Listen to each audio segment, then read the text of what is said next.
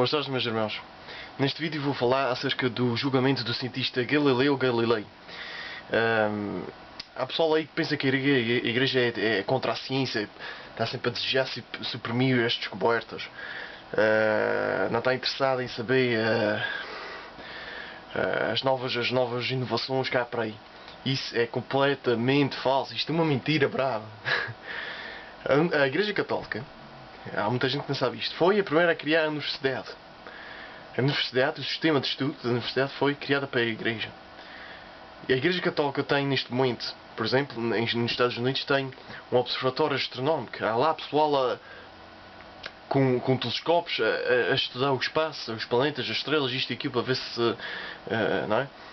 Se descobrem mais coisas e ver como é que tudo funciona à nossa volta. Aí tantas por aí, tantas por aí. Os papas têm pronunciado acerca de várias descobertas. Desde João Paulo II, que me lembro, que é o Papa da minha época, até Bento XVI e até o Papa Francisco, não é? A pronunciar sobre a teoria do Big Bang. Olha que por acaso, a teoria do Big Bang foi formulada por um padre católico. Depois podem investigar isso, se não acreditam em mim. Investigam quem foi o fundador, quem foi aquele que pensou nesta teoria de Big Bang, que é a teoria do surgimento do universo. E acerca também da teoria da evolução. Também os papas têm pronunciado acerca disso. Como é que a raça humana veio parar, como é que a gente surgiu. Portanto, a Igreja não é contra a ciência. Completamente. Não é completamente contra a ciência. O que se passou com esse cientista, isto estamos a falar no século XVII, é importante esse século porque houve a reforma protestante, ou seja, houve um movimento criado por Martinho Lutero e do qual toda a gente desviou-se da Igreja Católica e começou-se a interpretar a Bíblia como quisesse. E a Igreja via isso como um perigo, não é? A Igreja sempre preservou as interpretações da Sagrada Escritura, e com razão, como já expliquei num outro vídeo acerca disso, acerca da Sagrada Escritura, do Magistério da Igreja e da Sagrada Tradição. Vocês podem ver isso. Então toda a gente começava a interpretar e depois havia, claro, a Igreja olhava para isto, epá, tantas heresias para isto é um perigo, não é? Estamos a desunir os cristãos, E depois, é importante porque depois do Galileu, o que se passou realmente foi um conflito entre ele, um cardeal chamado Roberto Bellarmino e o Papa Urbano VIII. O Galileu veio apoiar uma teoria que já existia, que é a teoria do heliocentrismo, ou seja, que os planetas giravam à volta do Sol. A gente sabe que isto hoje é verdade. Na altura era ainda em teoria. E essa teoria foi feita por Copérnico, que parece-me que também ele era da Igreja Católica, se não me engano. Defendia essa teoria do Copérnico e depois desenvolveu. Depois, ele pensou, para eu obter mais aprovação a nível mundial ou a nível da Igreja, ele pegou-se depois de uma passagem do livro de Josué, capítulo 10, que diz que o Sol deteu-se, o Sol parou. Que era para suportar a sua teoria que o Sol está parado e os planetas andem à volta. E foi um erro dele, não é? Isto foi o primeiro erro do cientista, foi tentar interpretar aquela passagem. E estamos naquela época sensível que toda a gente interpretava. Depois a Igreja não gostou, não é? Ficou assim já meio com ele, não é? O Papa, esse Papa Urbano era amigo dele, mas depois com esta coisa da Sagrada Escritura ficou assim meio coisa.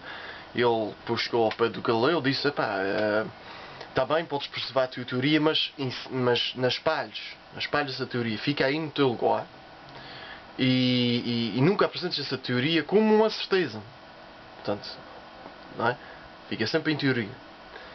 O segundo erro do Galileu foi desobedeceu àquilo que a Igreja disse, começou a espalhar tudo o que ele tinha descoberto. E depois, ainda por cima, criou tipo uma obra literária, tipo um diálogo entre três personagens, e depois aquilo falava em torno dessa teoria. O Papa conseguiu isso, começou a ler e olhou para ali e disse: epá, esta personagem que está aqui sou eu. O problema é que aquela personagem estava sendo ridicularizada, totalmente ridicularizada dentro daquela obra. E o Papa não gostou. Este gajo está a fazer pouco da minha cara. E aí chamou o Galileu e disse assim: mas meu amigo, vais para o Tribunal de Inquisição. O Tribunal de Inquisição chamou-o, viu que ele tinha desobedecido isto e aquilo, e, claro, ele foi depois punido com prisão domiciliária. Há pessoal aí que inventa que o Galileu foi queimado na fogueira por causa da igreja, foi à forca por causa da igreja, nada disso. Simplesmente morreu de morte natural dentro de um palácio de um cardeal, seu amigo. Portanto, ele não morreu com misérias, com coisas, simplesmente morreu dentro de uma casa, dizem um palácio, de um cardeal seu. Portanto, isto foi, não é? Galileu fez os seus erros, o Papa fez os seus, portanto, isto foi tudo assim. E depois o pessoal pensa, olhem para este evento e dizem que a igreja é contra a ciência. E é mentira, meus irmãos. Completamente mentira.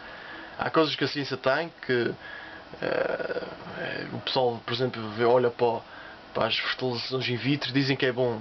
É porreiro porque há pessoal que tem dificuldade em engravidar e esta técnica ajuda e dá felicidade ao casal para dar um filho e isto e aquilo. É preciso ter cuidado com isso. Há coisas aí que não estão certas. Isto depois já sei. Acho que eu até já falei, não sei se tenho certeza quando falei dos contraceptivos, talvez não. Não, depois tem que ver. Mas depois há de se fazer um vídeo assim acerca dessas coisas. Mas é assim, mas nem tudo o que a ciência descobre, nem tudo o que a ciência avança é eticamente correto. Não é moralmente correto. Preciso ter atenção a isso. Pronto, mas era só para só saberem deste evento. Para se alguém chegar para fazer mas talvez que vocês condenaram o cientista, vocês são contra a ciência e que não sei o quê. Vocês já sabem. Porque no fundo, meus irmãos, precisamos saber quanto possível, quanto mais a gente sabe da igreja, principalmente aquilo que se passou, isto e aquilo, mais a gente aprecia a beleza da igreja, não é? Apesar das suas fraquezas. Mas a gente entende melhor, amamos melhor a igreja e cá tem gosto em ser católico. É exatamente isso, porque comecei a descobrir estas coisas. E é tal coisa. Alguém faz um desafio e a gente fica sem resposta. Isto é um bocado assim triste. Um católico não saber dar resposta à defesa da sua igreja, da sua religião, de Jesus Cristo. Não é? Porque, meus irmãos, no fundo, a verdade é esta. Jesus precisa de ti. Jesus precisa de ti. Até amanhã, se Deus quiser. Até para a semana.